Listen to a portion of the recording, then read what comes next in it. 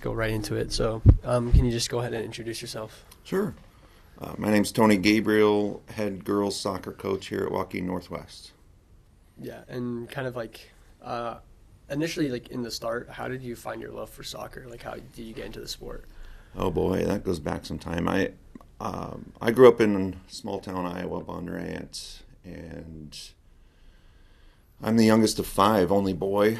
And one thing I do recall is around when my sisters reached 5 years old, 6 years old, the one thing that my parents made sure they got into was recreational soccer or club soccer. And when I reached that age, I followed suit and I did that. I tried Little League as well, and soccer's what stuck. I just enjoyed it. And, when my sisters were playing it, I would play with them in the backyard and stuff. So I had a little bit of background even before 5 years old. Yeah. But yeah, right from then is when it took off. Would you say that you, with like five of the siblings all probably playing soccer, like, did you feel like you got the better end of the stick because you were always getting better? Like, are you the best out of the five or something like that? Well, I'm the only one that stuck with it. I'll just put it that way. Oh, actually? Yeah, they did not. And so you are the best out of all of them. So I mean, if we're going to be competitive, yeah, I wouldn't see it much of a battle, but and it took off from there. I didn't just play soccer. I played basketball, played football, I did track. So soccer was always just. My mom always says, soccer was your first love and will always be, and it is. Yeah. So obviously, like, you played soccer, but anything like at what point did you decide that you wanted to possibly, like, or in the back of your mind, think about the idea of coaching, or was that always something you wanted to do? Yeah, it never really was on the radar. I always wanted to play soccer until my body gave out, and that was the whole concept. And that was, I got into my 40s and I was still playing, but I'd wrapped up my college playing days at Grandview College then, but now it's Grandview University, and I was still playing some competitive leagues around the local metro area, and a friend of mine that I had just reconnected with asked me if I'd be interested in coaching, and there was a position available at Waukee High School and even at Vision Soccer Academy. And at that point, the VSA club was bringing on they were starting up the 09 Academy. Yeah. And I helped lead that position, and I got an assistant job at Waukee High School for the girls. And I didn't know how long I was going to do it, but once I started doing it, I enjoyed it. And the thing that I enjoyed the most was when you see something click with a kid that you've taught and you had something to do with that just there was a thrill that I had never really experienced before. And in my college days, I was a math major and I tutored math, and I got that same feeling when I would tutor these college kids in math and see something click or a light bulb go on. And it was just a thrill of mine. So I found that same thrill in coaching. Yeah. In those early years, like, did you, when you were at Waukee too, and then also, like, just at VSA as well, like, what was it hard? Like, it was your very first time coaching. Obviously, you said earlier you had a bit of a math tutor, but, like, was it something completely different? Like, did you feel like you're, like, in over your head at some points in time? At times, yeah, because anytime you're new at something, there's always somebody that's a little bit more experienced, and definitely coaching-wise, and I had some great mentors when I was a player that I kind of just stole things from them and borrowed ideas and concepts from all my favorite coaches and try to apply that. But when you're in that environment and you just see coaches that have been there, they have a couple more decades of experience than you do. Yeah. It can be intimidating, sure, but I look at that as a learning opportunity, and what can I learn from them, what can I take from them, and try to implement my own philosophy. Yeah. Where did your career go from there? Like, where did your, like, when was, like, were you always looking for, like, the next job, or were you kind of, like, content being an assistant or working at VSA? You were always, like, did you want to go to, like, upper ages or anything like that? Can you kind of, like, walk through? Fair question. I didn't. So coaching isn't my full-time job, and it was always just something on the side, something I enjoyed doing. It wasn't for the money. It wasn't really anything that I was pursuing, right? So I wasn't fishing for anything, but my old coach at Grandview started to pick up that I was coaching at Waukee, I was coaching at VSA, and he had an assistant position open up for Grandview, and I took that. It was maybe a year after I started coaching, so I was kind of doing all three in soccer. And where did you live at the time? Because isn't Grandview like 40 minutes away? No, Grandview's Des Moines, east side of Des Moines, okay, Des Moines East High School, and I'm living in Grimes, still am, but that was another avenue, I guess, another way to learn something. And college soccer's in the fall season, high school soccer's in the spring season. There's no conflict there. My VSA responsibilities were just kind of to my own schedule and when I could. So I was kind of juggling all three of those jobs at once, and I did the assistant at Grandview for 10 years. And I just recently resigned from there a couple of years ago when my oldest daughter started to get more involved in club, and I would help coach her team. So I never really looked for that perfect coaching job or anything. It was just more of what opportunities were coming to me, and then eventually the head position at Waukee came open in 2012, 2013. Mm-hmm. I applied for that, got that, and then when the school split, I moved here to Northwest. So yeah, with your tenure at Waukee, can you just talk a little bit about that time? Obviously, we're at Northwest now, but what was your experiences being in a head coaching role for the first time? I don't want to say for the first time, but at a higher school level. Man, it was a challenge in a sense of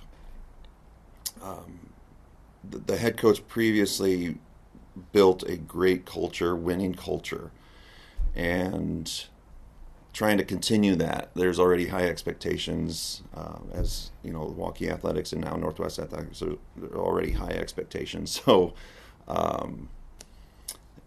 had my anxiety. I had what I felt was high pressure, but it wasn't really coming from anybody else. It was just what I felt the expectations were, and but we were very successful. We qualified for state every year except one. That's incredible. We won one state final. Lost that game and finished second in 2019, but we were consistently at the state tournament and consistently in the Final Four, consistently in semifinals. So, had a great experience at Waukee. Initially, obviously, you had to take over that winning culture, but at what points did you want to change some things? Because obviously, you're not just going to go in and make it the exact same. Mm-hmm. As a new coach, you're going to bring new philosophies and styles, but you want to kind of keep that championship mentality the same. Mm-hmm. In kind of those beginning years, did you try to keep it generally the same and then slowly throw some of your influences in, or you kind of just not necessarily in a bad way, but kind of just tear the whole thing down and throw the new thing that you had in? Yeah, I definitely had some concepts that we had as an assistant. And another assistant at the time, Greg Velasquez, who I learned a lot from.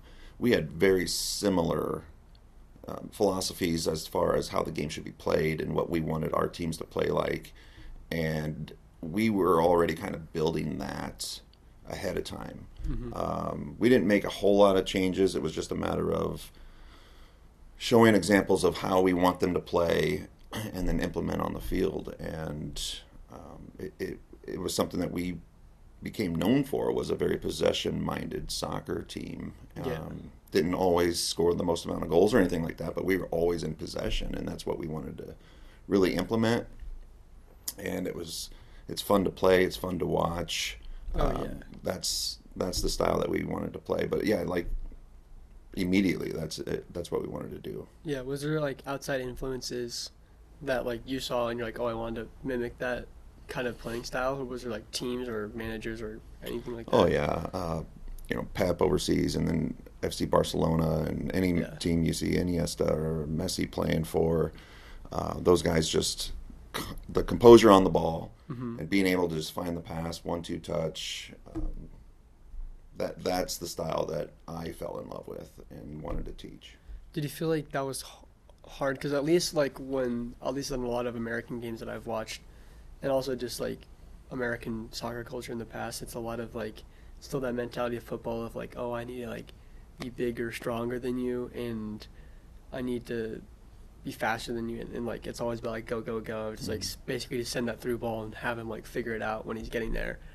Do you feel that like that's still prominent here, or that's like you want to like more change it to that Spanish and then also just like more European style of I think possession there's base versus just like this, like, I mean, physical game, but at the same time very much skillful. right. I think there's a combination of both there. I still enjoy the tiki-taka style, two-touch passing. It's the prettiest style. It's fun. Situational stuff, right? You got to play a little bit more direct, but you got to be physical. You got to have the speed to do it. And if you don't have the speed to do it or the size to do it, you're going to fail. Yeah. So teams that can get away with it, kudos, great. We've never really been a school that had that. We would find skilled, talented players coming up through our system, and we would try to play to those strengths. Yeah. So in that transition period, obviously, it was 2019. You said you guys made it to the final. Yeah.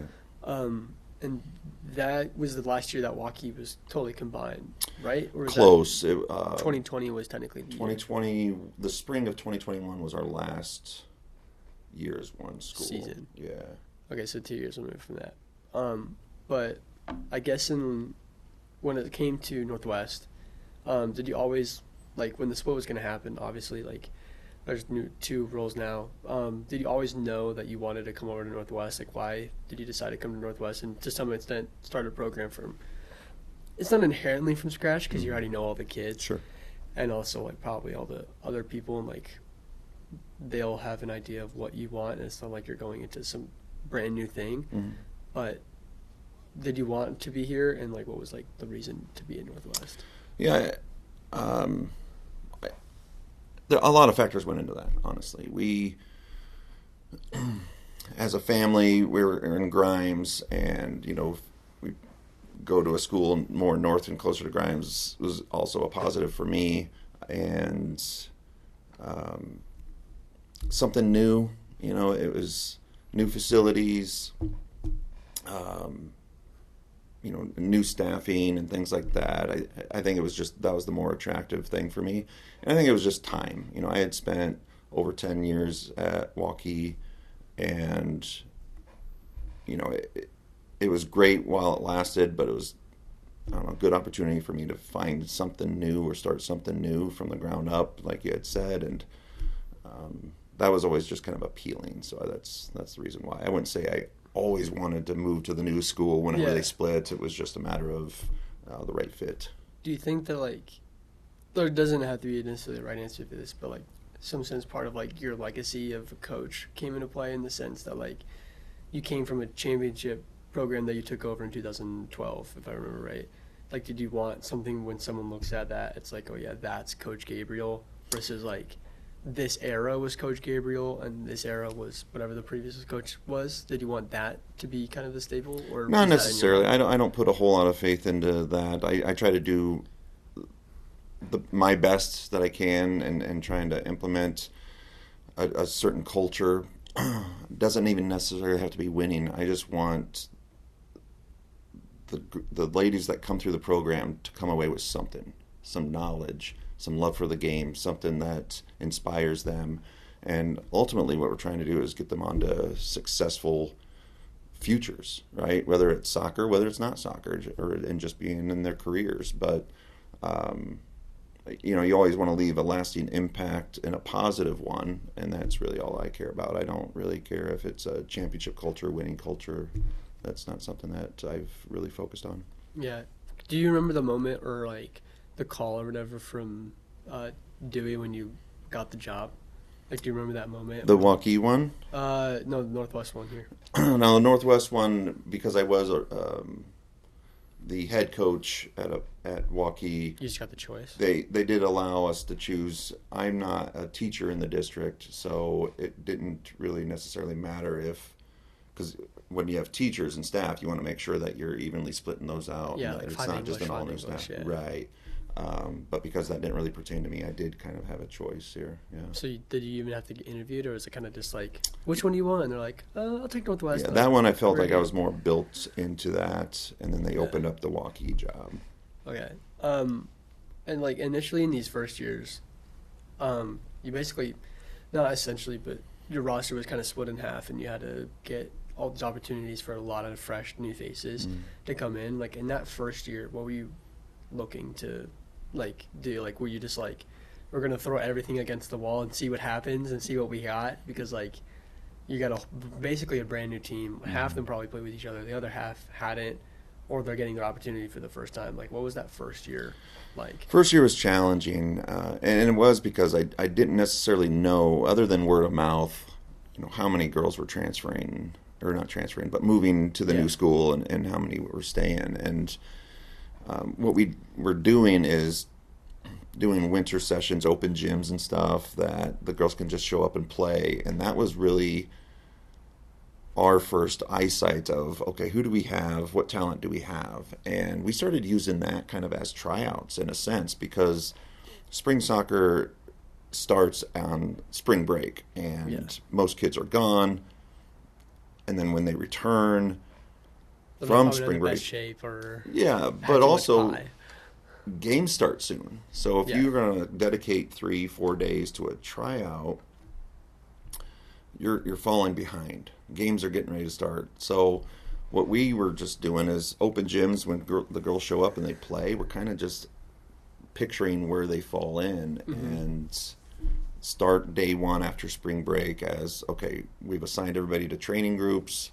And then from there, if girls start standing out, or if maybe we've misplaced some people. Like, oh, well, you definitely don't belong to be in there. Like, let's move you up. Exactly. We'll just move that accordingly, right? Yeah. And that stuck. That seemed to work. And now we do that by accident. Basically, we just do that every year. We just found something that first year because we had to, something that kind of worked for us. Would you say that, like, that system has worked out the best? Because at least my freshman year, I don't know if it's the same, but for boys soccer, it was like there was just a freshman team, and then everyone else was like varsity, and then all the way down to I don't even know how many JVs they have. I think there's like 4 this year, something ridiculous. Right, there's a lot of kids. But did you feel like that?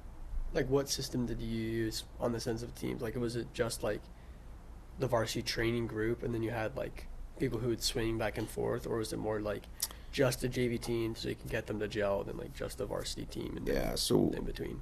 We divided them out on coaches. So we had certain members of the staff that could only train at certain times, and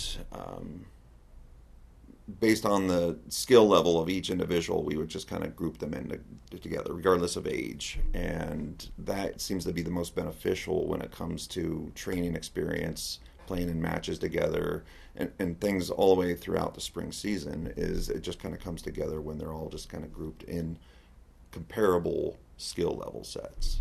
Yeah.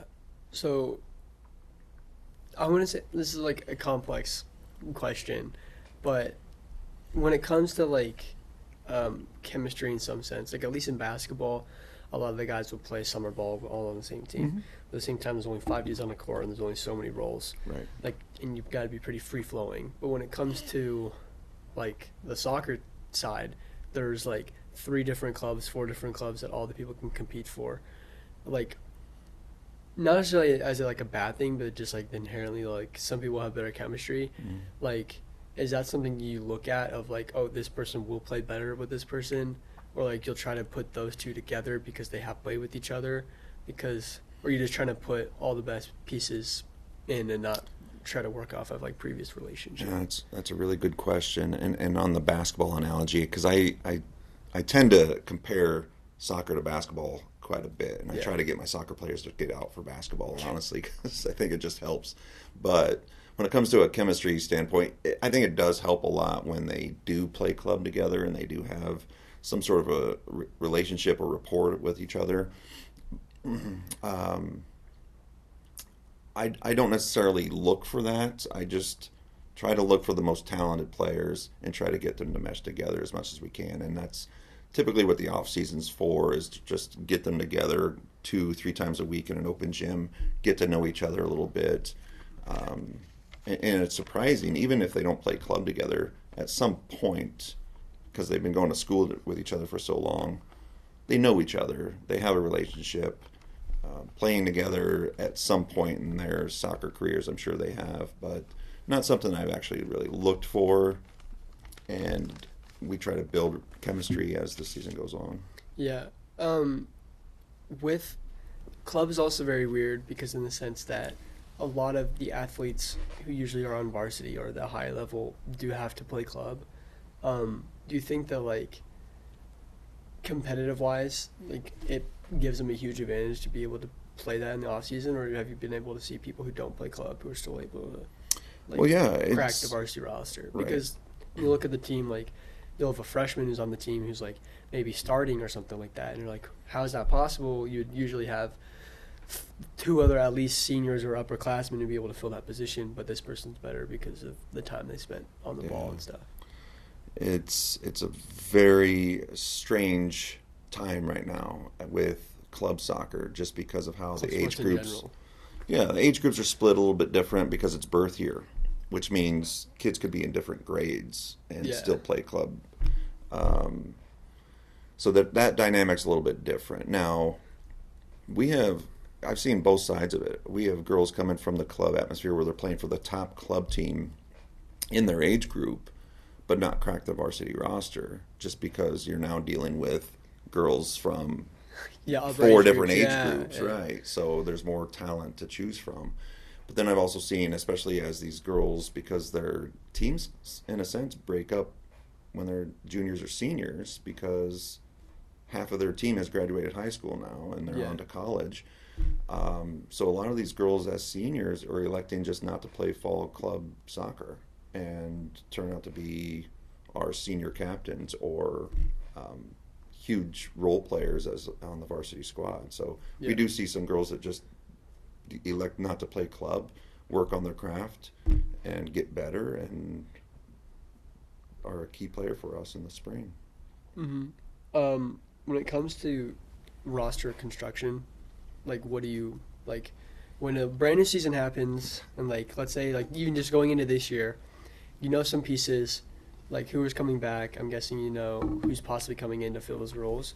But, like, how do you begin to think about that? Or do you just, like, do you not think about it at all? Like, do you, like, have, like, a board or something on a wall where you're, like, you're slapping people everywhere, seeing where it goes, and, like, different formations and stuff? Because, like, the thing about soccer that a lot of people, at least if you haven't played, don't understand on, like, the higher level is, like, different athletes are going to fit better in different spots. But at the same time, your formation matters so much, and your style of play matters so much. Like, if you're going to do a good, like, really, like, low defensive block, you want a fast winger so you can get the counter and, like, all that kind of stuff. You don't have fast wingers, you can't do that. Like, all these different aspects. So, like, what is your thought process around just rosters we'll start with rosters to begin with. Because that was so many things I covered. Right. It's a lot to uncover there. Rosters is a challenge every year in a sense of, so the state, when you get to postseason, will cap your roster at 22. Other than that, you don't really have a cap. Like, going into state, you can only have 22? You can only have 22 on your roster going into regionals, so postseason.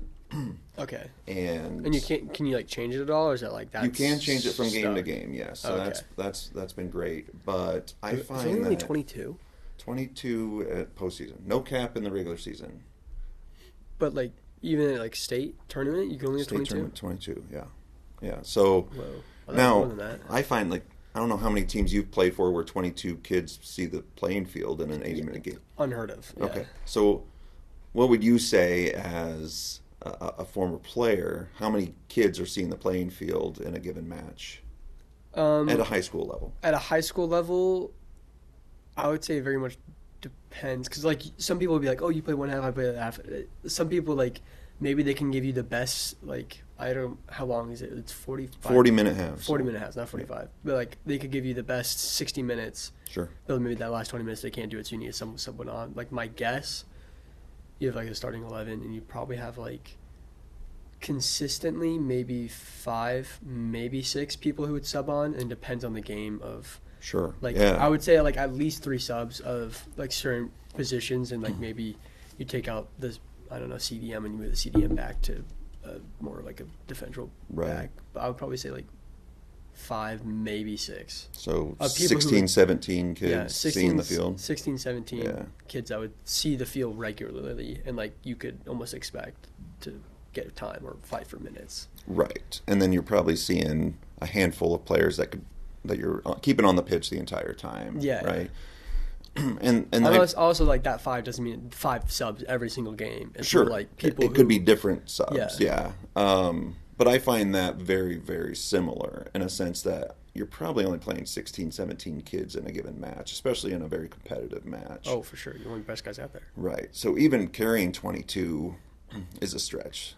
And is that even for practices too? Yeah. So that's kind of what I was leading into is I might only dress 17, 18 kids at the varsity level, but we'll train with 25. Yeah. So we'll train with the top JV players because they're great at training. They're great at getting other girls better and stuff, and they're also still competing to make the varsity squad. If they are good enough to play, and I'm confident putting them in a state final game, they'll get a varsity jersey and get on the varsity roster. So throughout the whole, I mean, I would say I'm taking maybe 6 weeks off after the state championship to just kind of get my mind straight and decompress. Yeah. And then I'm right away thinking about next spring. So where do bodies line up? Who's healthy? Who are we going to have returning? Who's coming up from 8th grade to 9th grade? Yeah. Start plugging in what kind of skill level do we have. But I'm not putting a number on it. I'm just kind of seeing where do these fall in. And to your whiteboard comment, yes, but it's more digital, right? We don't put things on whiteboards anymore. So I just think that's like a better visual representation. Yes, like, but just like that, just on my phone. I work with the staff, and we just kind of rank the girls' skill level a little bit and see what our numbers look like and where can we start plugging in the talent. And from there, that creates our rosters, our varsity roster, our next JV, the next JV, and then we see who can train together. So it all starts in the summer, basically, and we just think about this throughout the fall. We get the open gym started, and then we start seeing it play out in front of us and then start making adjustments on what we had thought. Yeah. When it comes to I want to touch on the point a little bit of the spot of, like, someone committing or, like, trying to get to that varsity spot, because you say you practice with, like, 25-ish. Yeah. Those spots that people are fighting for, like if it's, like, a junior who's in a spot where, like, you know that the person is currently, the position, let's say the position is currently held by a sophomore, and that spot is locked down for, like, I don't know, a left winger. Like, that person is going to be, like, really good in the program, and they're always going to be, like, a staple. Would you want to have, like, that junior there who's going to be a senior next year who's fighting for that spot, or would you rather give it to, like, a freshman who, on paper or, like, visually, okay, maybe they're not there yet. Maybe they're, like, yes, they could probably, like, compete with the team in general, but, like, towards that bottom of the, I don't want to say bottom of the barrel, but, like, you get what I'm saying. Oh, sure. Like, bottom of the thing. But at the same time, like, when they get to that point when that person graduates, this person's going to have to fill that role. Like, right. Are you looking that way and be like, okay, maybe, like, yes, maybe you are better than that freshman right now, but at the same time, that freshman, by the time they're a sophomore, is going to be as good as you. Their ceiling might be higher. Yeah. So I've done it both ways, and it all depends on the team's needs and the chemistry of the team at that time, really, and what position are we talking about too, right? So, I mean, if it's a junior goalkeeper that's a great shot blocker, and I'm confident in their skills today, they probably get that job over a 9th grader who has time to kind of build up that confidence a little bit. But if it's a position on the field that we just kind of need an energy standpoint that maybe a 9th grader is giving, and we see a little bit more potential than the older player, we might go that route too. So I can't say there's a preference that I have. I've kind of done both of those scenarios at times. Yeah.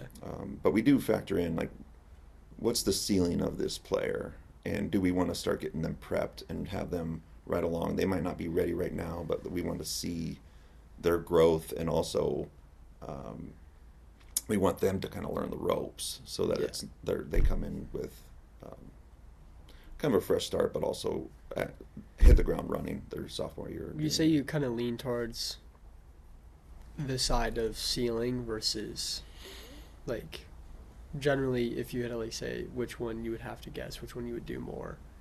I mean, there doesn't have to be an answer, but, like... Yeah. I'd probably tend to lean towards the experience more. And we do that even with our starting lineup. I mean, every year we have girls that might not be in the starting 11 that are good enough to be. But, and I'll tell the girls even before the game, we're going with the experienced lineup right now because of the nature of the game. Maybe even just this week we had a number 1 versus number 2 matchup. Sometimes the experience just shows to start the match, first 10, 15 minutes, get the game going, and then you bring in the younger talent as these nerves kind of settle a little bit. I was actually about to ask that. When it comes to certain spots, because I know, at least with volleyball, or with actually any sport where, like, let's say there's a senior right now, but, like, there's no other spot.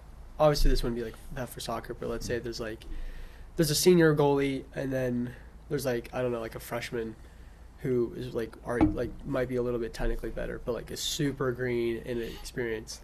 Like, how much of a value would you say is having, like, this upperclassman? Like, maybe it's, like, they're not technically better, but having that more experience. Mm-hmm. Do you kind of do that so then at some point in the middle there's kind of, like, a changing of the guard in some sense of, like, okay, we know you're better at this, like, technically, but, like, you haven't experienced this level of gameplay before.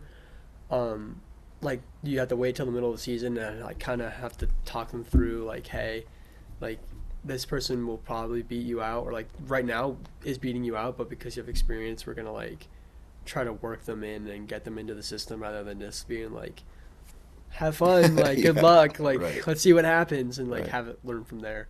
Like, how do you think that relationship of, like, teaching kind of that, the athletes teaching the younger and not just, like, throwing to the wolves? I can't say I've experienced that much at the high school level. Definitely at the college level, that happens a lot more, and they're probably more emotionally and mentally equipped for a conversation like that. Yeah.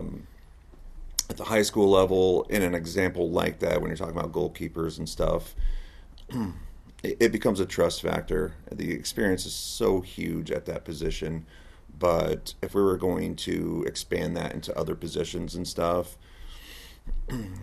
every day we say is a tryout. When you come into training, it's a tryout. Even though we've maybe named rosters, that's not permanent. We're not etching that in stone. I mean, this is paper. This is digital stuff. We can make adjustments as we see fit. And a lot of these girls come in, and some excel at the high school level, and some kind of shy away. And they're, maybe a little bit more timid when it comes to, I'm in 10th grade, but I'm playing against a 12th grader. And some 9th graders come in and it's like, I don't care, and they're just really, they just do their thing. So as the season goes on, you start to see who's fading, who's progressing, and you have to make adjustments and have those conversations as they happen. Yeah. Before we continue, do you have to be out of here at a certain time? No? Okay. So yeah, I didn't want to, like, keep going, like, oh, you have 5 minutes. Like, oh, shoot. No, I'm good. Let me get it. Okay. So you talked about this a little bit earlier, kind of in that preseason kind of a deal where you were like kind of like getting the players of, like, okay, this is, like, probably one of the best people with, like, our spatial awareness or whatever, or, like, the best spots. Like, do you have, like, lists for every single, like, skill and stuff like that, and, like, you put players under a list of, like, okay, these are, like, our best, like, on ball dribblers, like, best passers, like, you would want to prioritize systems? Like, is that, like, an actual list, or is it kind of just, like, mentally noted? That's mentally noted. I would say, as you get to know these kids, you kind of already, it's funny, you see a name and you're already thinking of the skills that they possess and the strengths that they have. Yeah, the first thing that comes to mind. Yeah, so I don't even really need to put that on paper, but I do need to see it sometimes just kind of listed in individual names. Where do we have the depth. Where's our talent kind of drop off a little bit, and Or are you lacking or something? right, and who's next up to kind of challenge for that position. So I do put the names on paper, but yeah, we've gotten to a point now where you just see a name and you know. At what point are you making like trade-offs? For example, like let's say like two different athletes, like one's really fast but like on ball dribbling they're not the best, versus someone who's not as fast but like let's say they're on ball dribbling, like vision's incredible. Like at what point are you valuing one over the other? And like let's say like both of them are equally just as good, but like some have better pros, some have like two completely different sides. Like let's say all their pros are all this person's cons and vice versa. Yep. So I don't really trade that off when I'm looking at rosters and stuff. Yeah. If I have somebody, if I have a player that I trust in any given moment, maybe it's we need to protect a goal late in the game, or we need to get a goal late in the game, and whatever that is, and I value that they're going to be somebody I can trust in a given match, that's the deciding factor on if they make a certain roster. Now, when I value one more than the other is just depends on the time of the match, what kind of match is being played. There might be someone just sitting on the bench that is just super, super fast, but I got someone on the field that's just more technical and we just keep the ball. Now, if we're protecting a goal, I want that girl on the field that's just going to keep the ball, and we don't have to defend as much if we can keep the ball. But if we need to chase a goal, I might put that speed in there. So it really just kind of depends on the situation, depends on the match, depends on the time of the match, how much time we got left, all that stuff. But I don't usually look at two players and say I value this more than I value this. It always depends on the situation. Yeah. Obviously, there's a relationship between club and school, but what would you say, like, if someone had to describe Coach Gabriel's soccer players, like, you could tell that person's a soccer player, that coach, like, plays under you, what were, like, the attributes or things that they would describe to be players that play under you? Okay, so that's a really good question. If you ask any parent of any player I've coached, I'm honest with them, and I say in a sense that I don't excel at getting a player technically better. I can't get somebody who doesn't know how to receive a pass to get them to receive a pass. That's not where my strength is. My strengths are the minor details and specifics. And what do you mean by like minor details? Well, there's certain tactics in a game that I tend to focus on. Yeah. That I don't like think a lot of people do. Yeah. Like that. But there's so much detail that goes into it. Like you can say pressing, sure. That's a concept. What kind of pressing? What what trade-offs are you doing? Are you making right? Yeah, because if you're pressing, that means there's gonna be space and. Yeah, so that's where my basketball knowledge comes in too, because everything's spacing, timing. There's certain things like that. How do you defend a throw-in? I mean, we focus on those little details, and we'll spend a lot of time on that, just because that gets you in a better position to be successful in a match. And also, you don't have to develop talent yourself in the sense that all these players are coming from soccer backgrounds, playing in the fall, playing exactly. in the winter. Yeah. So I've kind of steered away from spending time on developmental technical stuff, and I can just focus more on the tactical piece of it, but very, very acute details, just to get us set up for success. And we're trying to teach the game more. My biggest thing, and I'll say it probably a million times to a player, is we need to improve your soccer IQ. Yeah. And really there's two ways of improving your IQ, and that's playing more, watching more. Watching the Premier League, watching the World Cup, so soccer. That's the only way you're going to learn the game more and understand situational stuff, and when's a good time to make this pass, when do we play a little bit more direct, what do you do against a low block. Like, it's surprising to see the kids come up that don't possess that knowledge, but have the skill, incredible skill, just don't know the game enough. So what we're trying to focus more on is just teaching the game, teaching the situational type stuff, when to take the ball to the corner and milk the clock a little bit, when to take quick set pieces and restarts, when to take 25 seconds off the clock on this throw in. And when I see the gamesmanship, because that's gamesmanship, right? Yeah. I get chills. I get chills when I see these kids learning that, applying it, and executing some gamesmanship on the field. What I don't like is when a ref tries to change the game because they don't like it, and stops the clock because a ball went out of bounds. And it's like, well, that's part of the game. Yeah. You know, don't change the game.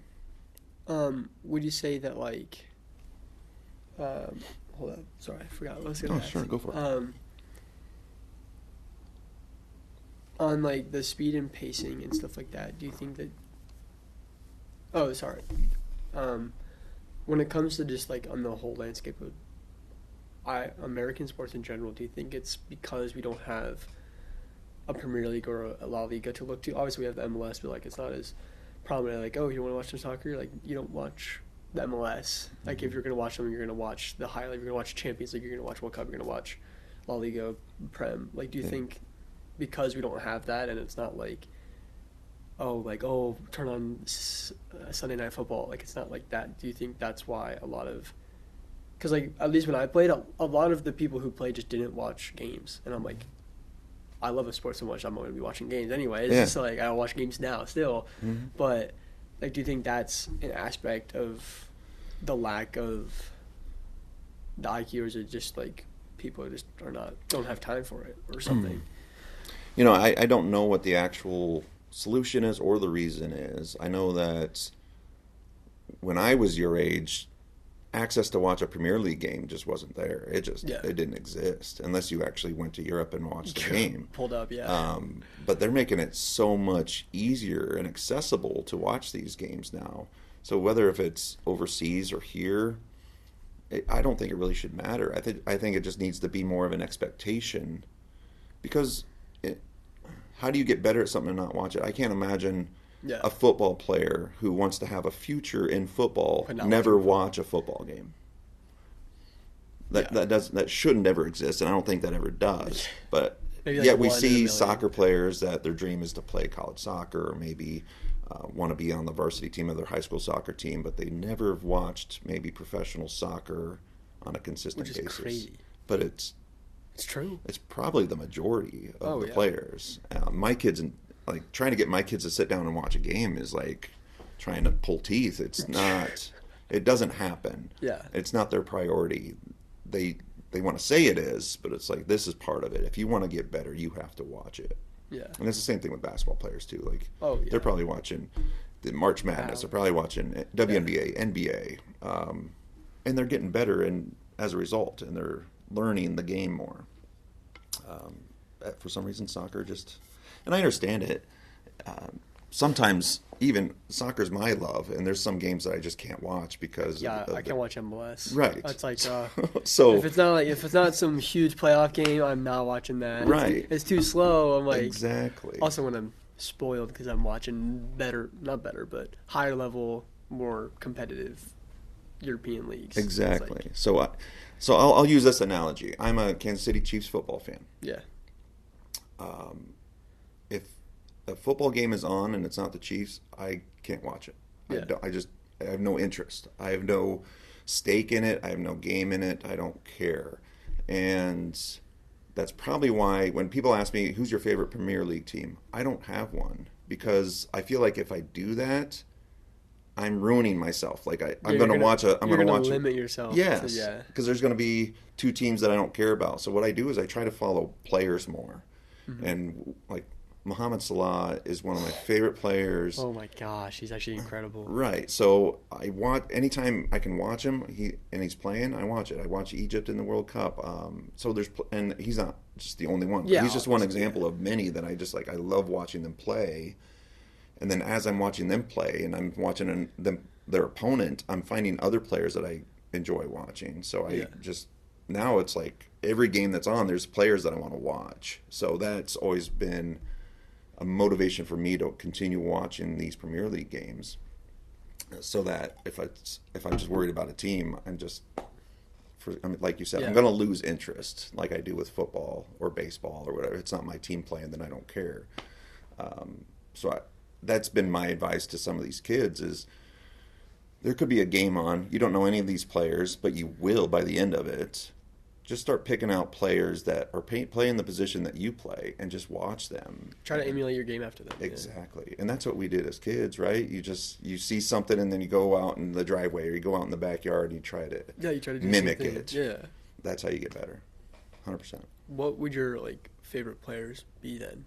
Right now? Me personally, I was on the same train for a while, and then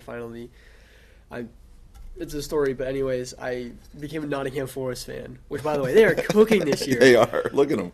Top 5, yeah, right? Top 5 right now, but, when I got introduced, I'll tell you real fast. So, basically, I was in New York City for my birthday, and then my phone is really, really old, so it was cold, and it would just, die.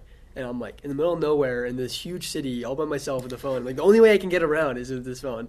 So I walk into a Verizon, and I just sit there. I plug my phone in. Thankfully, the guy allowed me to do it. Yeah. And sitting there, and then this British girl who was probably in college there looks at me and is like, "Hey, you watch the Prem?" And I'm like the Premier League. And she turns it over. It's Manchester City versus Nottingham Forest. I was like, "Oh, this is lit." So I'm watching the game. It's she starts telling me about Nottingham Forest. I'm like, "Yo, I'll be a Nottingham Forest fan." And then they get scored on. And it's a 3-0. So I'm like, "Okay, they probably can't be that bad, right?" So I was like, "Okay." I was looking for a team, and then this year they're third in the table right now. Yeah. And last year they're at 17, so they almost got relegated. So, but and that's a story of two strangers and soccer brings them together. Oh yeah, which is crazy, and it's it's the world's game, man. Yeah, I'm now I'm not even a Force fan, but what would you say is sorry, anyways, side tangent. But no, I love that. That's great. What would your players be? Because obviously you said most a lot, but Liverpool's kind of dominating right now, so anytime I need to play it's all right, he scored again. 3 more points. Who are the players that you would watch? I've always been a Leo Messi guy, just because of his style. I know that whole argument of Messi versus Ronaldo, but players like Messi that just make things look so effortlessly, and they keep the ball Velcro to their foot. Those are the ones that I will be drawn to. And now we're seeing it even at the American national team level. So I'll try to follow those guys as much as possible. But so I watch Liverpool a lot just because they're cooking, and the talent that they have is just unmatched. And that to me is just more enjoyable than actually picking out an individual and saying that's my favorite player or whatever. It's if I did that, I'd have 50 favorite players. It's just the game's just much more enjoyable when I find the skill level and the confidence and just the wizardry that you see with some of these players. But Mo Salah is just, to me, one of the top.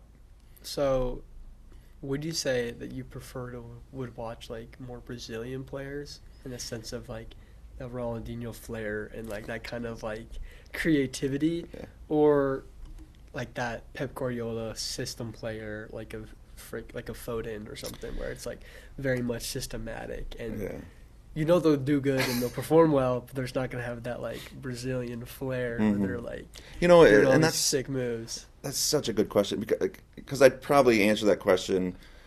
The Pep systematic those are the type of players that I probably gravitate to. Now, when you see a flashy Neymar, Ronaldinho, it's fun. They make it fun. It absolutely is. Now, I guess I'm looking at players as who do I want to play for me, right? Who do I want on my team? And those flashy players, sometimes they're fun, but just Holland, you're just put up 40 goals. Yeah. But if they don't have the ball and they're not doing the work, I'm a little annoyed by it, you know. But it's fun. It's fun when it is there. It's even Ronaldo from back in the day, he was just fun to watch, beating players and stuff. But off the ball, sometimes it was just lackluster, and it's now we got to wait for him to get the ball again, right? Yeah. Do you ever watch women's games to try to replicate professional at that level, or is it more just try to draw from the men's? No, we day one of our spring season we watched the She Believes Cup final. It was USA and Japan, and probably incredible actually. The reason we watched it wasn't because of USA; it was because of Japan. I want to play like Japan does. Oh, actually? Yeah. Is Japan very much a systematic team? 100%. Yeah, and maybe I need to watch them That dumb videos. Yeah, Women's Japanese team. The search history is just gonna be so wild in 2 days. Yeah. But I would say over the last 5 years, we would try to emulate the U.S. women's national team, the way they play, the confidence they play. Yeah, but on that day, Japan had USA, and they beat them. And they did. Japan ended up winning the She Believes, and they were. It wasn't even. I mean, it was a 2-1 game, I think. But as far as doesn't show the not at all. Japan owned that game, 100%. Yeah. And the way, again, just the little details that we were able to focus on. We want to play like that. Yeah. You brought up a very interesting topic that I think a lot of non-soccer fans don't necessarily understand of I mean, obviously a lot of sports will have this where it's the box score doesn't tell the full story. Mm-hmm. Where it's yes, you won maybe 3-1, but you could only have 23% possession. Yeah. And that's crazy to think, but at the same time it's you're just that good at what your specific trade-offs are. Yeah. Can you talk about a little bit, especially at the high school level, what kind of entails when you look at a score? Because a lot of the times you're able to look at it and you're okay, basketball, you can pretty easily tell when OKC put 50 points up on the Grizzlies, and it's okay, yeah, maybe you're definitely leaps and bounds better than them. Yes. But compared to a soccer game where it's only 1-0, yeah. 2-0, 2-1. It's very challenging, and thankfully we have film. When I look at a score, I'm often thinking what happened in this game, and I have to go watch the film because I've been on losing and winning sides of those types of games. Even just was it 2 weeks ago we played Centennial. I would put Centennial up as the best team in Iowa, and we beat them 3-0, and that wasn't how that game went at all. Yeah. And a couple of years ago, we went to Valley. Again, Valley I would probably put up as the best team in the state at that time. We beat them 3-0. It wasn't a 3-0 game, and then they turned around and beat us at state 3-1.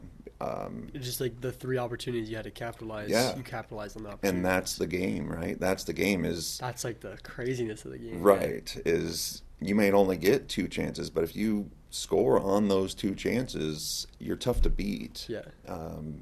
Because you could get 10 chances and not capitalize on any of them and lose. That's the nature of the game, and it is brutal at times, but that's why we love it. I think it's if the best team always won, it wouldn't be fun. Oh, yeah. So I mean, yeah. Moving into kind of your personal philosophies and styles. So when it comes, I had 1 or 2 of the people from the team come in and talk to me about the team, because obviously as a person who's soccer, I'm explain everything to me. I can actually understand this. Yes. When I did basketball with Coach Combs, he was talking about his different value point system. Some of the times I was just eyes wide open on it. Yeah, totally. Yeah, I was I don't know what's happening. I asked that question already. Oh shoot, my bad. Just explain it again. But when it comes to this year, and obviously it probably changes, what is the specific style that you want to play? Are you more playing a low block, high, quick to counter, or you want to do more I'm pretty sure it was from your style you wanted to do kind of that higher press and kind of apply that pressure. Right. Is it a high press, and then how connected is your midfield? Because if your midfield isn't connected, you're cooked. The second they get the ball in the middle, that's it. You're getting countered, and that's an opportunity. Right, and we do cater depending on opponent, and that's part of that tactic piece of it. But yeah, I can rest easy when the ball is 120 yards away from our goalkeeper. So yeah. The more we keep that ball away from our goalkeeper, the better. And I know goalkeepers tend to hate that because they're I want to get involved. I want to make my saves. I'm good. Yeah, it's just the best games is when you're bored, and that's not a good time. Right. Poor goalkeepers, but you gotta love them. But yeah, that's what we try to do is keep the ball away from our penalty area as much as possible. So we high press. There's a lot of specifics and spacing and timing that we had talked about that goes into that. But there's going to be situations that we want teams to kind of bring the ball up the field to allow us the space in behind them. and that'll come, later in the year. But as a philosophy, I tend to keep that high press on and keep any time, and especially when you're playing against a team that wants to be more direct, just don't allow them the time to face forward, and that usually is the great defense. Yeah. So, like, hypothetically, let's say that, like, there was, like, commentators in the state championship final, and, like, the commentators were talking, right? They're like, oh, my gosh, here we are. And it was, like, this is the Gabriel side. Like, what would you say are the things that they'd be like, oh, classic Gabriel style of soccer and gameplay that you would want to see from your athletes? Where, like, they'd be like, oh, classic Pablo, they're keeping the possession, and it's like they're moving the ball and looking for opportunities and not, like, just, like, sending it up and trying to get it up. Like, what would you say, or, like, what you would want a commentator or someone who's watching the game to look at it and be like, oh, I can, like, that's his style. Yeah. Like, so, and it's funny because, like, when I was coaching my daughter's team, or even just helping out, and maybe even just being a dad on the sidelines, I say things that I think some people just kind of, question. Because, like, what's he talking about? What's he mean? And some of my daughter's teammates' parents have what they call Tonyisms, and there's, like, these words that I've used and stuff, and it's because I say it repetitively, and it's things like when the opposing goalkeeper punts it, we don't want that ball to bounce. Get to it before it bounces. Yeah. Seal off passing lanes, close down. Like, I'm saying all these things, whereas at a young age, I think you're always told, and even in basketball, you push a defender towards the sideline, get them towards the edge, away from the middle. I'm the opposite. I want you to force the ball to where all your teammates are. Yeah. Because we're going to anticipate that next pass. And I would rather have the ball stolen or intercepted 25 yards from goal in the middle of the field than win a throw-in. Yeah. It's like, push them to the outside, they kick it out of bounds, great, we have a throw-in. And what's a throw-in? Basically a 50-50 ball that you're going to send, I don't know.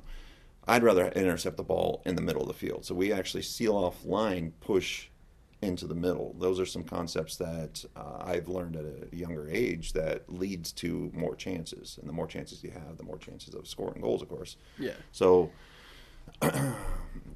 seeing that has been a staple for us a little bit, forcing that ball into pressure. Yeah, kind of towards that middle. Yeah, so we compare that to, in basketball, as a press, a full court press, right? Just lead them into a trap, take the ball away, and go. How much in practice do you work on that? Because, like, especially with the full court press, like, if the team has, like, a freaking, like, a De Bruyne or something like that, at a level of player like that, where, like, they'll just cut you up into a million pieces and then disperse you, like, they'll destroy you. Like, how do you, especially when it comes to putting that through the middle, like, what are your, like, what do you always have to be working on drills and stuff like that in order to try to get your athletes to be able to not give up? Because like, ideally, like, the middle is, like, you can pass it to the left, you can send it to the right, or you can literally just, like, take a shot and take a person one-on-one. Right.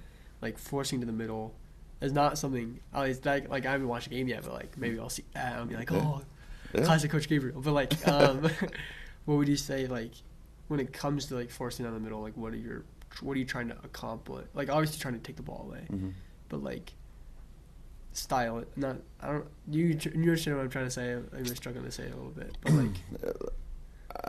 Well, because you did ask something earlier that was more of, like, do you spend time on this? Do you work on this? 100%. So, as we talked about earlier, when the season starts on spring break and you lose that week, you've got, maybe 5 or 6 trainings before matches begin. And that's what we're dedicating to, is that piece of tactic that most of these girls probably aren't used to. And it might be an opposite philosophy than what they're even taught. Yeah, club or anything. So it's very repetitive. And I warn the girls. I'm like, listen, you're going to say, we just worked on this yesterday, or we just did this. We spent 40 minutes on this. And I'm like, yeah, that's the point. Because now that's the expectation, and you know it. And now we can move on to something else. Once I feel like the team's grasped it and you've gotten it, we can move on. So there are, because there's so many minor details that you have to focus on for that. But the concept behind that is just like in basketball, if you can trap somebody, steal the ball, it's breakaway time. Yeah. And that's kind of what we're looking at as. And then you mentioned a player that can cut up and stuff, and that's another Tonyism, is a lot of these players at a young age, especially if they're taller for their age or whatever it is, and all these kids grow at different speeds and times of their life. But a lot of these kids get really good at just dribbling through people because they're not used to any type of body contact. That's something we're going to get into. Yeah, I figured some players may have mentioned that. But, so yeah, we do. We focus on upper body contact, leaning shoulder to shoulder, getting your hips in contact, because a lot of players aren't used to dealing with that, and they don't train that way either. So that's one thing that is a Tonyism. Yeah. Lean on that girl. Yeah. Can you, specifically with that lean on, at least with like Premier League, it's a lot more physical versus like La Liga where it's like not as physical, it's more technical, like just style. Like, are you saying, like, you said you obviously want to have that kind of systematic and move the ball and kind of be free flowing with it. But this is like your defense, like, is your defense supposed to be like kind of physically imposing, and you also want your offense? And like when it comes to like that idea of leaning, is that something you always wanted to be happening, and that's why you think you are able to be successful as a team? Because And we don't look at defense and offense. It's when you're out of possession, everybody's defending, and that you could be the 9, the striker, and get that ball back. Yeah, we need you to press their center backs, lean on them, make them turn the ball over, and it's a counterattack the other way. So it's top to bottom. Everybody's got that job, but yeah, defensively as well. But one thing that, it's almost like we even say defensively, and when the ball gets to our back line and they have to defend, you don't necessarily have to win the ball. You just got to prevent a shot. You just got to stop it, Yeah, so it's a matter of staying in between the ball and the goal and knowing when is that ball now an option to take and not selling out for it. So there's little things from there that we work on there. Yeah, why don't you think that teams do more of that?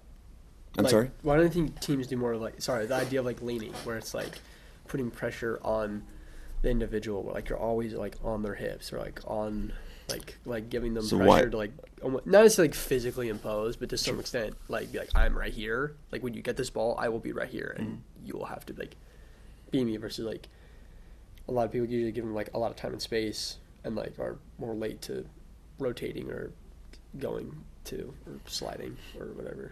So why don't I think more teams do that? I don't really know. Earlier when I said we work on certain specifics and details that a lot of teams don't, that's one of them. One of many. And if these former players of mine go up and get older and coach that same way, that's just another generation that's just going to get better and smarter. But I hear it even on teams I don't coach. I hear the Tonyisms for whatever it is, and it come to find out that it's like a sibling of a player I had or whatever it is, and to know that there's some growth there, and that people are taking away things that have been taught to them, that's great. Is there any other Tonyisms? I guess, I mean, there's probably like hundreds of thousands of all these other aspects, but we just say like, is there any other main ones that like? Man, put me on the spot. There's probably a million that I'm not thinking of, but if you can't think of any, that's it's tough on the spot like that. But I kind of touched on a few of those: lean on her, seal off, the kind of high pressure. That's the 3 notes that I have is close down. There's probably just a ton. It's too early in the morning for me. It is. It's kind of early. Right now it's 9:23. I still have my coffee, for crying out loud. So but formation wise, has it changed over the years, and what do you currently run? So we've because been of different athletes and stuff like that. That's a very good question. At the Waukee, we were known as a 3-back. Always 3 backs. Really? Yeah, and so it was a 3-4-3. And the whole concept was, these players would come from club, and it's always a 4-back system, and maybe even a 4 with 2 6s. They always had a low block, and each year we'd get these girls that would say, "Have you ever thought about going to 4-back?" I'm like, "Well, listen, we played 3 in the back for the last few years, and we've given up a total of 5 goals in 5 years. So there's really no." And it's like, why are you arguing at that point? So it's like we don't give up shots, we don't give up goals, and the reason for that is we're in possession the whole time. So I'd rather. And you have to get through the 4 before you get through the 3. Exactly, yeah, and we would find a way out of possession and win the ball back almost immediately. And we just felt that it gave us the best chance of scoring more goals, of having girls going forward, because when you do have that 4-back, trying to implement someone to go forward is a lot of work. And so that's kind of actually progressed. Once the schools split, and I'm starting to grow the game a little bit, but also just grow as a coach, playing around with different formations and things like that. We always have the 3-back in our back pocket, but I'm finding ways now to play with a 4-back, and just the expectation of our fullbacks just getting up in the attack and getting involved. So much you're playing like almost like a 2, almost to some extent sometimes. Right? Yeah. So it's crazy. There's been some evolving for formations and tactics over the years, but I think back then our Twitter handle was it was always 3-back. Even for Northwest, it was 3-back Wolfpack or something like that. But we were always known for having just 3 in the back, and as teams kind of gotten wiser to it, it was opening up the door to more counterattacks and stuff. Because when you're playing against a direct opponent, that it would get challenging at times. So when it comes to like that midfield, because you said right now you run a 3. No, sorry, what was the formation that you ran again? Now? Yeah, right now. Right now it'd be more of like 4-5-1, where our 7s like the and wingers are 7s and 11s are pressing forward, but they're Yeah. considered midfielders. 1-6, 2-10s. Yeah, and that style play for the midfield, like what are you looking at of that midfield? We're looking for our midfield, so the triangle to connect a little bit more, because we feel that Is we're it more overloading. triangle with like a low, or like one high, or like too high? Too high, one low. That's what I would thought, because if there's only one all the way One top. forward, yeah. So that allows us to high press a little bit better and be in our natural formation when we do that. And then when we turn that ball over in the midfield, you've got that triangle right away, and being able to switch it from sideline to sideline. So that just it works for us in a way that it opens the door in case we are against a low block. We're able to shift the ball a lot quicker. Yeah. This is kind of off the wall question, but if you could insert one player from any point in time in history, like into your team, what from our program? From your program, or from any point in time, from any athlete. like professional athlete. There's no limit. There's any player. Yeah, any player. Like what player do you think would fit your style the best? Yeah, it's Leo Messi, 100%. Yeah, I don't even have to think about it. That's a good question. Yeah, that's a great question. When it comes to, not even comes to, so one thing that came up, it was this idea of Babs. And you have to earn this title. This is great. Who have you been talking to? I don't know if she'll probably come up and talk to you after the interview or whatever. Mainly because she was like, a lot of people don't know about this, but it's in the Instagram handle and all these other things. But which is not school affiliated. Yeah, the Instagram. It is not school affiliated.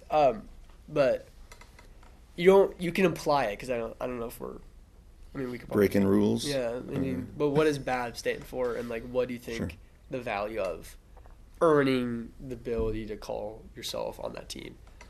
Yeah. Well, let's back up here. I guess that is probably good. Like, when did it start? Like, when did you first? So a little bit about me, right? So we talked about I was the youngest of 5, only boy, right?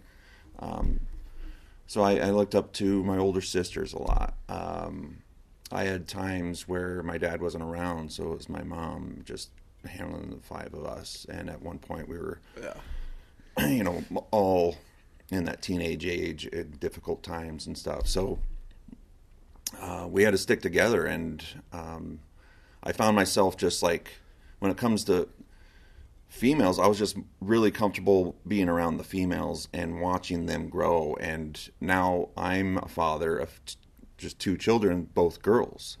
So I'm in the business of just raising women. And all my coaching, with the exception of my 10 years at college coaching, has been at the female level. Yeah. And I look at that as an opportunity to get these girls ready for the world and creating successful young women. That's been the goal. Whether wins and losses come, state championships or not, the girls go on to play college soccer, whatever it is, I just want them to be ready and prepped for the world. And in a sense, be badass. And that's where BA kind of came from, was it's okay to be friendly off the pitch. Yeah. And you should be, right? We should be good people. On the pitch, and you're competitive, it's okay to be a badass. It's okay to be mean. It's okay to be competitive. And that's a good time to let out a lot of frustrations and stuff. And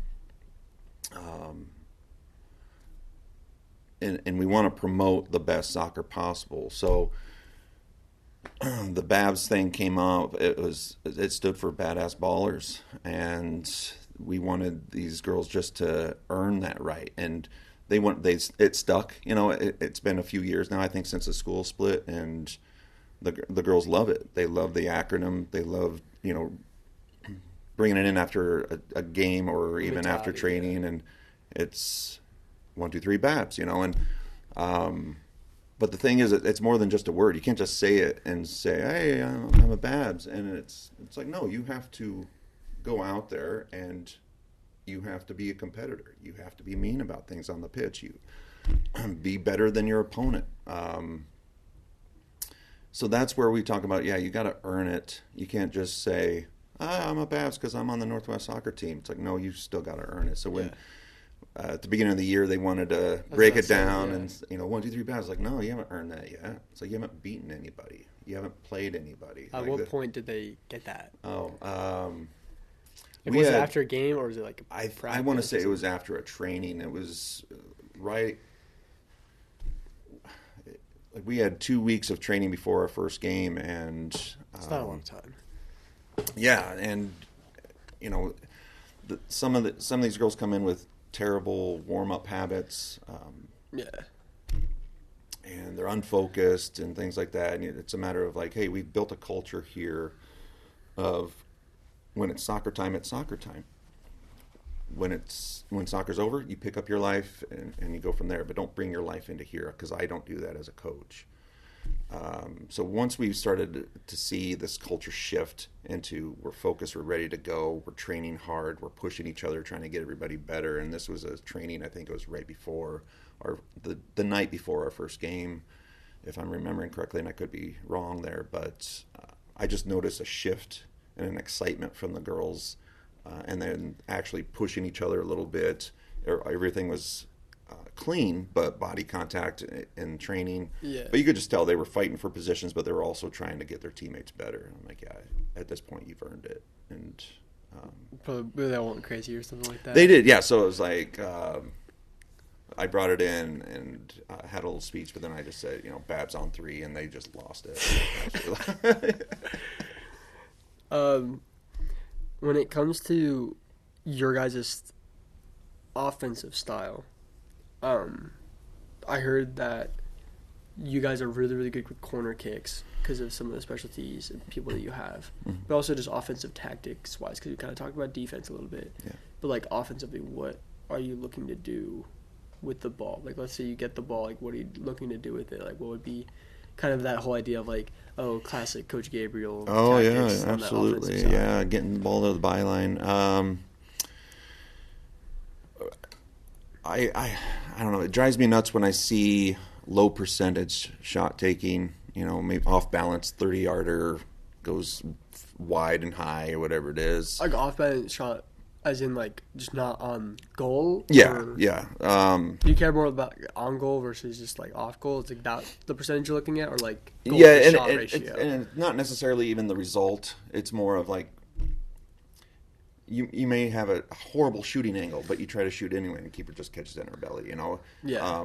Like we could have done something different. It's like you don't take a contested jumper where it's like yes, 2 points. Like right. Take the layup or take the three. Yeah. Exactly. You don't see these dribblers in basketball court taking 3 guys on and trying to take it to the hoop. It's like, no, somebody's open, right?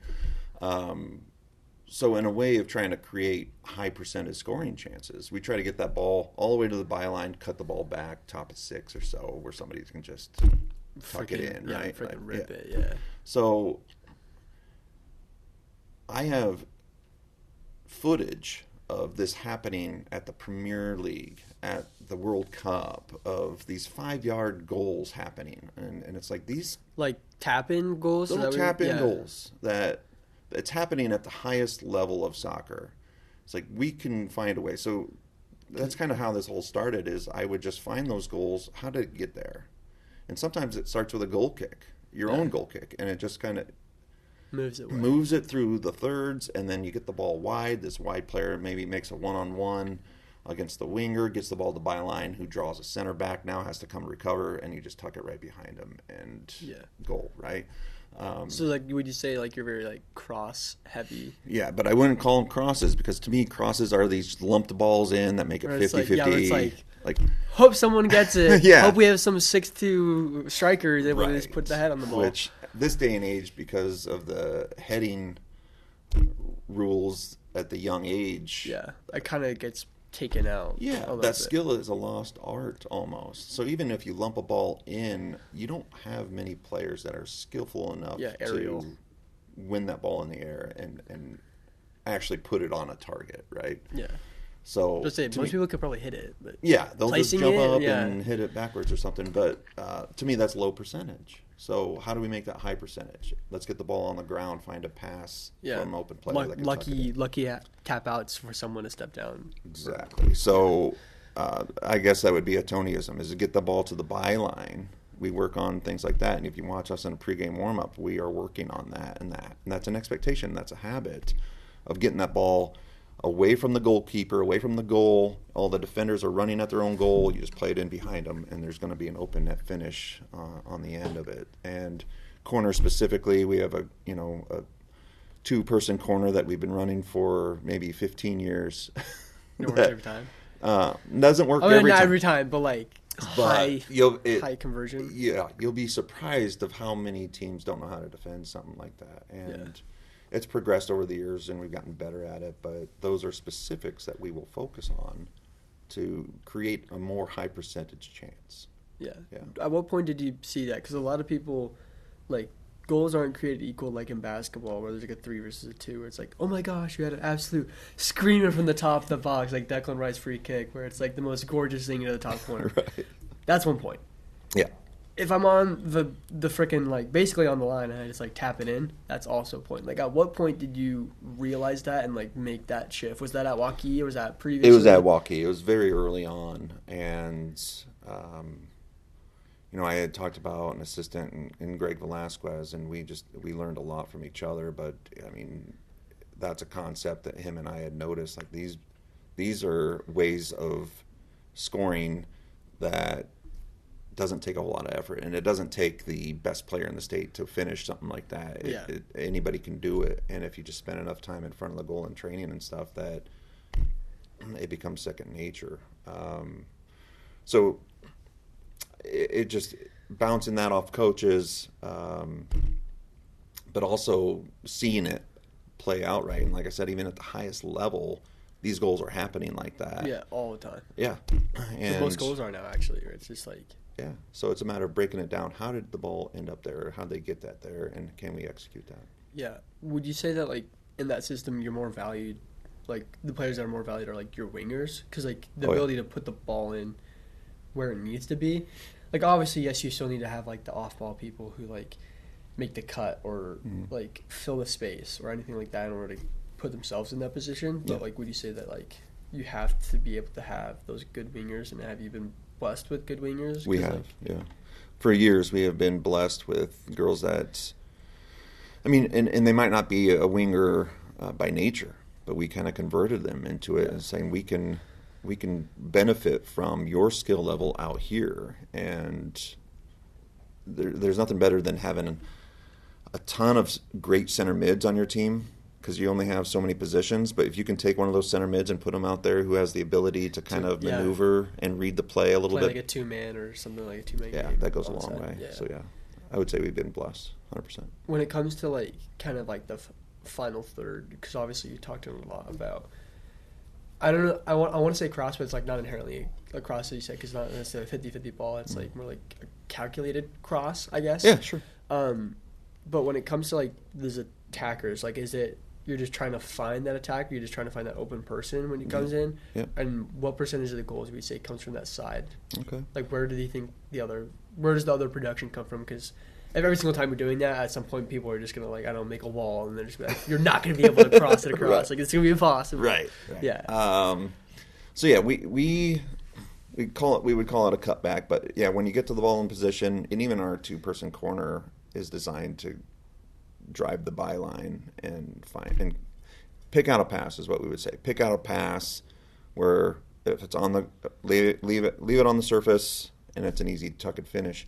What percentage of that? I'm probably highballing it, but I would probably go 50%.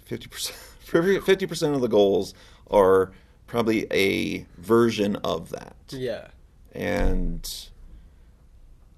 much like the short corner, you'd be surprised of how many teams just can't stop it, and rightfully so, right? If you're, do you think that's because it's the high school level, or just because in general it's just a hard thing to cover? It's hard. It's a hard thing to cover if you've envisioned yourself in a back line, right? And maybe you're a center back, and you've noticed that your left back just got beat.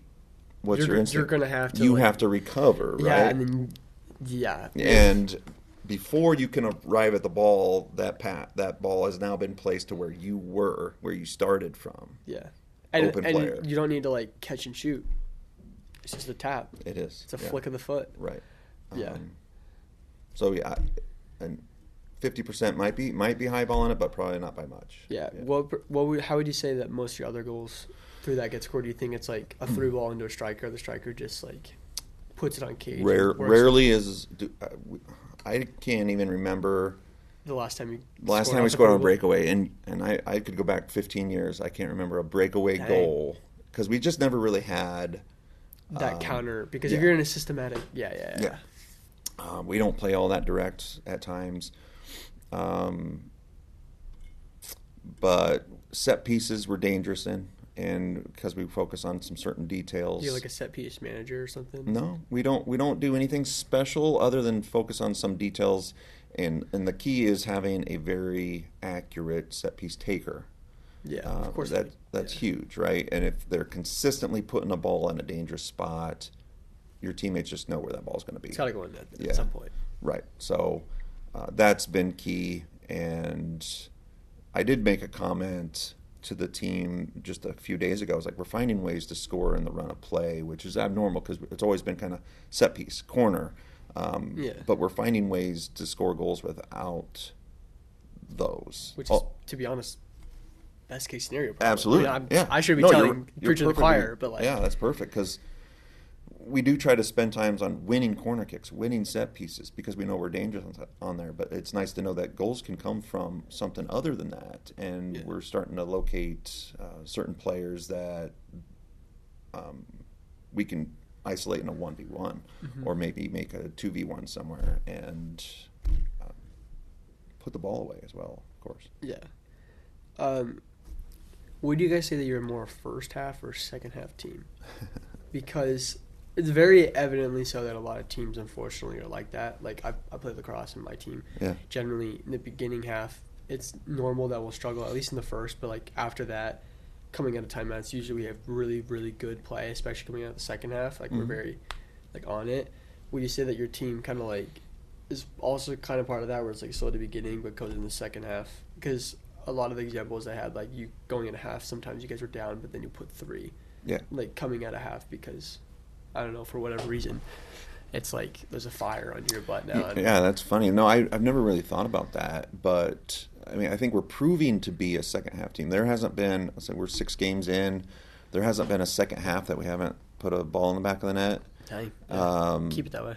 But Yeah. I attribute that more to, I wouldn't say that we played better in the second half necessarily, but I do think that we spent a lot of time in the off season on fitness, and where teams might still be trying to find their game fitness, they might be fatiguing and we're not, and that could be a difference maker as well. Like the run isn't as fast, and then you're able to get that half a step you need to get the shot off. Yeah. Right. So I want to talk about this, and then I want to like pitch you an idea, because I think I thought about it a ton, especially with basketball. I think it probably fits the best systematically, but in general, the CIML is considered the SEC of Iowa in all sports and all facets. Okay. When it comes to like the girls' soccer, how competitive do you think like your in-league play is? Because I know like Centennial, they're incredible for both boys and girls. Valley, like you guys, I'm pretty sure you guys probably hate them and would, if you had the chance, would like totally fight them or something like that. Because like Valley's strong word, but yeah. Fair question, and I wholeheartedly, and I don't even think it's an opinion. The CIML in girls soccer is the best conference in Iowa, top to bottom. It's ridiculous, and if you think about the state semifinals over the last 5 years, at least 3 teams from the CIML are making the final 4. Which is crazy to think, because it's all one area too. Right, and at times all 4 teams are, and that does credit to that. These teams are battle tested. They, throughout the year we're beating each other up, but it's also kind of a crapshoot because of that. If the top 5 best teams in Iowa are all playing each other, like, it's the survival of the fittest sometimes, and where it's like, it would be like more impressive to win a CIML trophy versus like a state trophy in some sense. Sometimes. I mean, I'll take it, sure. Yeah. but yeah, you're right. It's not an accident that 3 of the 4 final 4 teams last year were CIML. The year before, all 4 teams were CIML, and that can go back to even further years. It's just escaping my mind on which year's which, but Bettendorf came up on top at state last year. But they had to beat 2 CIML teams to do that, and huge credit to Bettendorf. But I wouldn't say that that's because their conference is tougher. It's just they had a really good tournament and played well. Like stylistically, what do you think like CIML, like the teams play as? Do you think you have to change it for most of the teams, or it's pretty consistent? No, I do feel you get a hodgepodge. I mean, every team is uniquely different on where their strengths are, their formations, and how they play, where their goals are coming from. Some teams you have to watch individual players. So some teams it's a handful of players. Team, yeah. So, and that's what I mean by battle tested is even as coaches, like when we game plan for each CIML team, it's a lot of work. There's a lot of work that goes into it. So. And it makes it fun. Honestly, you get a unique look every time you step on the pitch during conference play, and it's fun. Yeah. So the idea is, at least initially, this was for basketball, where I feel like the treble system of like the Premier League or like just European football in general would work so beautifully. I initially said basketball. Cause like when how would that work in basketball? What do you? Because I'm thinking like CIML, so that'd be like you winning the Premier League. Then you'd go to the state championship, which would be like the Champions League. Okay. Because you'd have like Conference League and Europa League, which would be like 2A, 1A. Okay. And then you would have FA Cup, which I think would be the most exciting, where it's like every single team in Iowa gets put into a single elimination tournament, and then like slowly levels off. Like, do you think like something in that like soccer could work like in the sport now? Um, Because at least with like basketball, like we're playing teams like North and or like Millard South for the girls, and it's like you beat them by 40. Congratulations, you put your bench in at the second Yeah. second half. It's like there's no value to that game besides putting a number in the wins category. Exactly. Like if it was, I don't know, like that FA Stub Yeah. style where it's like, hey, you got to win this game, and also it gives this incentive to like, we can't maybe win a championship, but like this game to like maybe like this could be our championship. yeah, this could be our yeah. championship to like add that just like drama intensity. Man, to the that's sport. you're brilliant. I haven't thought of that ever. Yeah, I'm interested. I'm intrigued by it. I think that'd be a great concept. because it'd be like Van Meter, like let's say it was Van Meter soccer versus like some team in the CML. Can you imagine that upset and that happens? Oh, yeah. You'd look at that and you'd be like that. Like people would go out for that game because it'd be like this moment in time is like we have a shot to beat one of the biggest teams and advance to the quarterfinals or the semifinals of this huge tournament, and like it would give you so many storylines. Yes, it'd be super complicated with like getting to and from and everything like that, but like would you ever entertain that idea? Do you think that'd be good for the sport, or do you think that would kind of be the opposite where I mean, obviously this is a whole conversation, completely different conversation we could have. Right. But do you think that like that is a good idea? I think it's a great idea, and I would love it. Now the specifics, yeah, like because the getting amount of to and time. from, and yeah. One soccer game, as you know, is grueling. Oh yeah. And we're finding out that the more games you play in the season, it's The more your team gets worn down and you don't injuries taper off. happen. Yeah. And stuff. Yeah, and by the end of it, everybody's just beaten up. And that when I said survival of the fittest, it's like how many girls are actually standing on the pitch? But when it comes to the end, I mean that's kind of what it is, because we're fitting.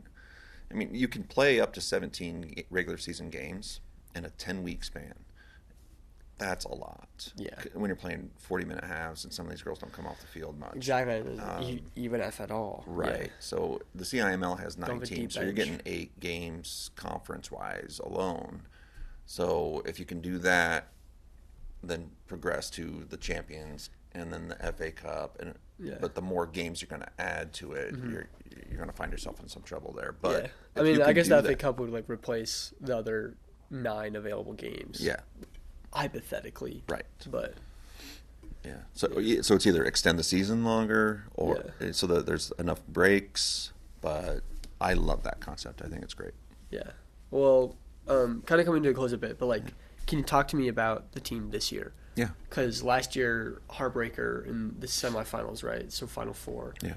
To Valley, but like the team is, I don't know how the team's necessarily looking this year, but like, can you just talk to me about the team and like, not necessarily expectations, Right. but like what can kind of the community and everyone expect from this team? Absolutely. So each year we try not to dwell on what the team did the year before, because each year you're trying to find your own identity, what you're good at, what you need to work on, where your strengths are, and the players are different. So we will spend a little bit of time on just like looking at some film from the years prior, just to kind of get the concepts down, especially to the newer players.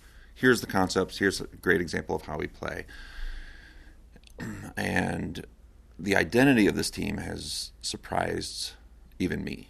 And they wanted the concept of a team motto to be like, doubt us. Go ahead and doubt us. We'll show you differently. And I love that concept. And preseason rankings came out, which we don't put a whole lot of faith in the whole ranking system and stuff, but it's just kind of fun to see where others view you. Yeah.